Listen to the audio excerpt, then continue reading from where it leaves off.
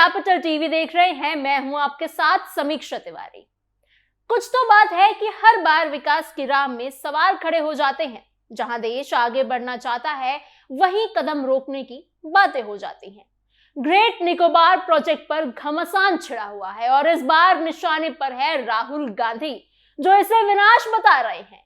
लेकिन सवाल यह है कि क्या ये सिर्फ पर्यावरण और आदिवासियों की चिंता है या फिर एक ऐसे प्रोजेक्ट को रोकने की कोशिश जो भारत को वैश्विक ताकत बना सकता है। जब देश रणनीतिक बढ़त की ओर बढ़ रहा है तब ये विरोध आखिर क्यों? क्या ये सिर्फ राजनीति है या फिर कुछ गहरा खेल? क्या राहुल गांधी का रुख सच में एंटी इंडिया है? बताएंगे ये सब आपको हम अपनी स्पेशल स्टोरी में। चीन की इकोनॉमी एक चोक पॉइंट के भरोसे, दरवाजा एक, चाबी किसके पास? साल 2003 में चीन के तत्कालीन राष्ट्रपति हू जिनताओ ने अपनी ही सरकार के अंदर एक ऐसे मुद्दे को उठाया जो आज पूरी दुनिया की रणनीति को समझने की चाबी बन चुकी है।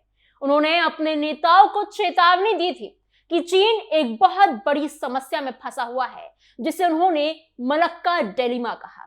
इसका सीधा मतलब था कि चीन की पूरी अर्थव्यवस्था एक ऐसे समुद्री रास्ते पर निर्भर है जिस पर उसका कोई कंट्रोल नहीं है, जिसे वो आसानी से बदल भी नहीं सकते हैं। ये रास्ता है स्ट्रेट ऑफ मलक्का, जो मलेशिया और इंडोनेशिया के बीच स्थित है और दुनिया की सबसे व्यस्त समुद्री रास्तों में से एक है, ठीक स्ट्रेट ऑफ हॉर्मुज की तरह। पिछले 20 सालों में ये समस्या और भी ज्यादा गंभीर होती चली गई है। साल 2025 आते आते चीन का 80% से ज्यादा तेल, जिसकी कीमत करीब $312 बिलियन सालाना है, इसी रास्ते से होकर आता है। ये स्ट्रेट इतनी संकरी है यानी नैरो है कि इसकी सबसे पतली जगह सिर्फ 2.8 किलोमीटर चौड़ी है। सोचिए, इतनी बड़ी ताकत एक इतनी पतली लाइन पर खड़ी है। हर साल लगभग $3.5 ट्रिलियन का वैश्विक व्यापार इसी रास्ते से गुजरता है और चीन के समुद्री व्यापार का करीब 2/3 हिस्सा इसी पर निर्भर है।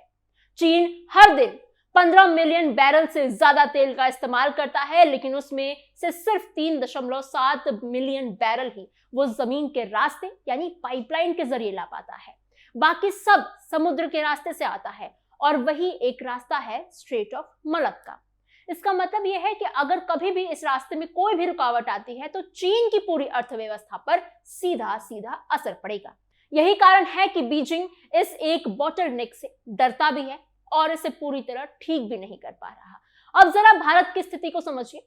भारत के पास अंडमान और निकोबार आइलैंड्स है, जो लगभग 700 किलोमीटर तक फैला हुआ है और स्ट्रेट ऑफ मलक्का के प्रवेश द्वार के ठीक पास में है। इसे ऐसे समझिए जैसे कोई घर हो और उसका मुख्य दरवाजा हो और उस दरवाजे पे ठीक बाहर भारत खड़ा हो। इन आइलैंड में सबसे महत्वपूर्ण है ग्रेट निकोबार आइलैंड, जो इस पूरी सीरीज का, इस पूरी श्रृंखला का सबसे दक्षिणी हिस्सा है। ये जगह सिंगापुर, पोर्ट क्लांग और कोलंबो के लगभग बराबर दूरी पर स्थित है। यहाँ से 6 डिग्री चैनल नाम का एक अहम समुद्री रास्ता गुजरता है, जिसका इस्तेमाल जहाज मलक्का स्ट्रेट में आने जाने के लिए करते हैं। इन आइलैंड के आसपास के पानी से चीन का लगभग 60% व्यापार गुजरता है। इसका मतलब साफ है कि अगर भारत इस क्षेत्र में अपनी मौजूदगी में मजबूत कर लेता है तो उसके पास एक बहुत बड़ा रणनीतिक फायदा होगा। ये सिर्फ बातचीत का हिस्सा नहीं है, बल्कि किसी भी बड़े संघर्ष में एक ऐसा ट्रम्प कार्ड है जो पूरे खेल को बदल कर रख सकता है। भारत अब धीरे धीरे इस बात को समझ रहा है और अपनी भौगोलिक स्थिति यानी जियोग्राफिकल सिचुएशन का फायदा उठाने की दिशा में काम कर रहा है। लेकिन इसी समय देश के अंदर एक राजनीतिक वर्ग है जो इस दिशा में रुकावट डालने की कोशिश भी कर रहा है। मलक्का के गेट पर भारत, गेम ओवर। इसी संदर्भ में great Nicobar island development project सामने आता है। इस प्रोजेक्ट को नीति आयोग ने तैयार किया और 2021 में केंद्रीय मंत्रिमंडल ने इसे मंजूरी दी। इस पूरी योजना की लागत करीब 81 करोड़ रुपए यानी लगभग $10 बिलियन है। इसका उद्देश्य इस आइलैंड को भारत के सबसे महत्वपूर्ण व्यापारिक और रणनीतिक केंद्रों में बदलना है। इस प्रोजेक्ट के 4 मुख्य हिस्से हैं। सबसे पहला, गैलाजिया बे में एक ट्रांसशिपमेंट पोर्ट बनाया जाएगा जो प्राकृतिक रूप से 18 से 20 मीटर गहरे बंदरगाह पर आधारित है। इसकी क्षमता 2028 तक 4 मिलियन TEUs और 2058 तक 16 मिलियन TEUs तक पहुंचने का लक्ष्य है। ये सिंगापुर जैसे बड़े पोर्ट को सीधी चुनौती देगा, खासकर उस जगह पर जहां मलक्का का मुंह है और जहां चीन सबसे ज्यादा असुरक्षित महसूस करता है।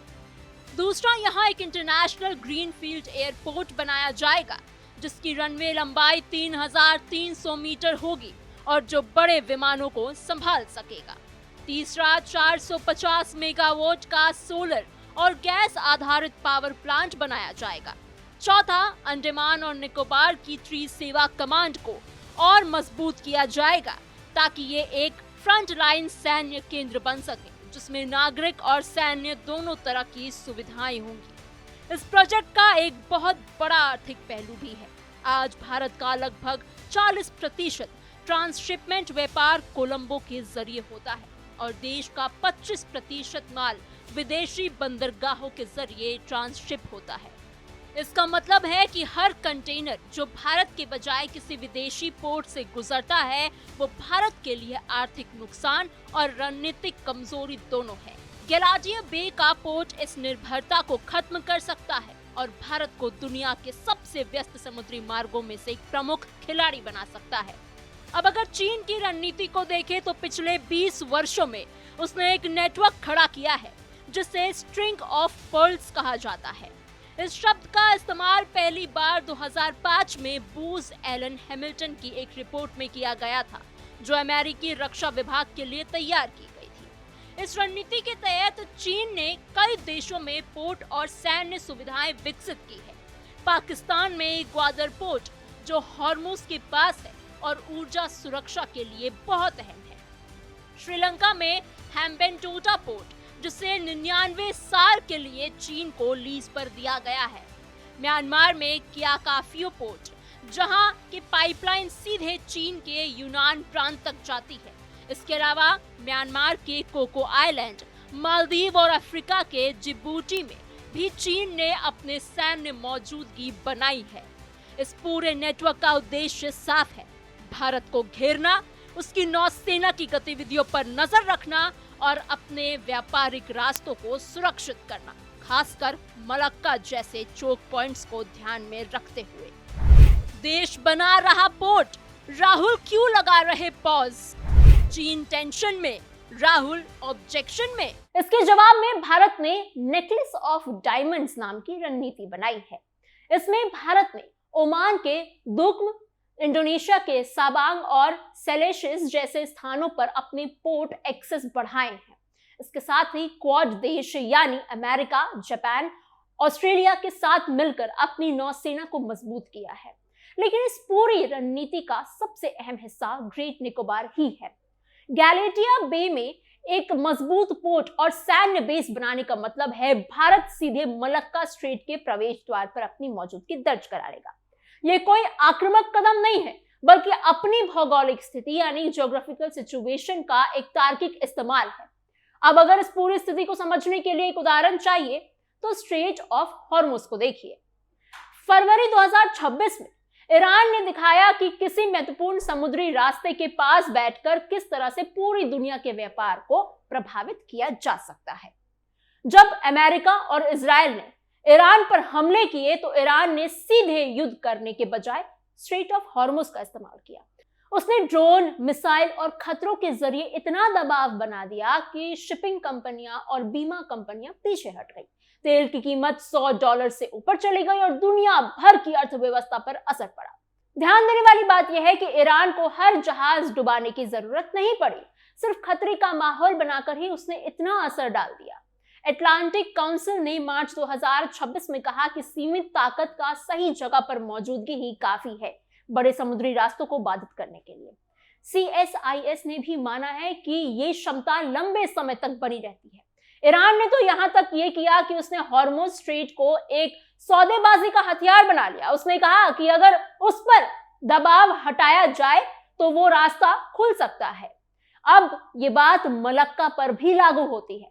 दुनिया का 20% तेल हॉर्मुज से गुजरता है, लेकिन मलक्का से उससे भी कहीं ज्यादा व्यापार, और चीन का तो 80% तेल गुजरता है। अगर ग्रेट निकोबार विकसित हो जाता है तो भारत उस जगह पर होगा जहां से ये पूरा प्रवाह नियंत्रित किया जा रहा है। भारत का रुख ईरान जैसा आक्रामक नहीं है। भारत का उद्देश्य रास्ता बंद करना नहीं है, बल्कि जरूरत पड़ने पर अपने हितों की रक्षा करना है, दुश्मन को रोकने की क्षमता रखना है। और यही कारण है कि ग्रेट निकोबार प्रोजेक्ट सिर्फ एक इंफ्रास्ट्रक्चर योजना नहीं है, बल्कि एक रणनीतिक बदलाव है। अब इस प्रोजेक्ट के विरोध की बात करें तो राहुल गांधी ने इस देश की प्राकृतिक और जनजातीय विरासत के खिलाफ एक बड़ा अपराध बताया है। सोनिया गांधी ने भी इसे शॉपमैन जनजाति और पर्यावरण यानी एनवायरमेंट के लिए खतरा बताया है। उनका कहना है कि इस प्रोजेक्ट से पारदर्शिता की कमी है और लोगों को विस्थापित किया जा सकता है, लेकिन उन्होंने कोई ऐसा वैकल्पिक मॉडल पेश नहीं किया जिससे कि विकास भी हो, सुरक्षा भी हो, दोनों में संतुलन बना रहे। उनकी मांग फिलहाल इस प्रोजेक्ट को सिर्फ और सिर्फ रोकने की है, सुधारने की नहीं है। सरकार का दावा है कि इस प्रोजेक्ट को national green tribunal, environment ministry की सहमतियों और अन्य संस्थानों की मंजूरी मिली हुई है। साथ ही शॉम्पेन पॉलिसी 2015 निगरानी तंत्र और अन्य उपायों के जरिए जनजातीय समुदाय की सुरक्षा सुनिश्चित की जा रही है। इस विरोध में कुछ अंतर्राष्ट्रीय संगठन भी शामिल है और ये ध्यान देने वाली बात है, जैसे सर्वाइवल इंटरनेशनल, जिसने इसे जेनोसाइड तक कह दिया, जबकि किसी की जान अभी तक गई नहीं है। लेकिन सवाल उठता है कि ऐसे ही अभियान चीन के प्रोजेक्ट्स के खिलाफ क्यों नहीं चलते, जहां बड़े पैमाने पर लोगों को हटाया गया है। भारत एक खुला लोकतंत्र है जहां विरोध की आवाज सुनी जाती है, इसलिए ऐसे अभियान यहां ज्यादा प्रभाव डालते हैं। अंत में तस्वीर साफ है कि चीन ने पिछले 20 सालों में अरबों डॉलर खर्च किए हैं, कई पोर्ट्स बनाए, पाइपलाइंस बिछाई ताकि वो मलक्का पर अपनी निर्भरता कम कर सके, लेकिन वो अभी भी पूरी तरह से इससे बाहर नहीं निकल पाया है। अगर भारत ग्रेट निकोबार को पूरी तरह से विकसित कर लेता है तो वो सिर्फ एक दर्शक नहीं रहेगा, बल्कि एक ऐसा खिलाड़ी बन जाएगा जो मलक्का जैसे महत्वपूर्ण रास्ते के मुहाने पर खड़ा होकर पूरे खेल की दिशा को बदल सकता है, पलट सकता है। आज जो विरोध इस प्रोजेक्ट के खिलाफ हो रहा है, वो चाहे पर्यावरण के नाम पे हो या फिर जनजातियों के अधिकार के नाम पे, उसका परिणाम क्या होगा ये भी समझना जरूरी है, क्योंकि दुनिया में वही देश आगे बढ़ता है जो अपने मौकों को पहचानता है और उसे समय पर इस्तेमाल करता है। मलक्का चीन की सबसे बड़ी मजबूरी है और ग्रेट निकोबार भारत के लिए एक ऐसा मौका है जो उसे कई रणनीतिक ऊंचाइयों पर ले जा सकता है। अब ये भारत पर है कि वो इस मौके को पूरी ताकत से अपनाता है या फिर इसे खो देता है। और सवाल अभी भी वही का वही है कि आखिर राहुल गांधी, कांग्रेस मिलकर क्यों इस इतने बड़े प्रोजेक्ट पर रोक लगा रहे हैं? क्या वो एक एंटी इंडिया का अपना प्लान चला रहे हैं? क्या वो इनडायरेक्टली कहीं चीन की मदद कर रहे हैं? ये सवाल है जो हर भारतीय के मन में है, हर भारतीय के दिमाग में चल रहा है, और ये सवाल है जो हम चाहते हैं कि कांग्रेस इसका जवाब दे, राहुल गांधी, सोनिया गांधी सामने आके इसका जवाब दे। आपको हमारी ये खबर कैसी लगी हमें कमेंट बॉक्स में जरूर बताइएगा, और इस पूरे मुद्दे को लेकर आपकी क्या सोच विचार है हमें कमेंट बॉक्स में वो भी बताइएगा। ऐसी और खबरों के लिए बने रहिए कैपिटल टीवी के साथ। नमस्कार।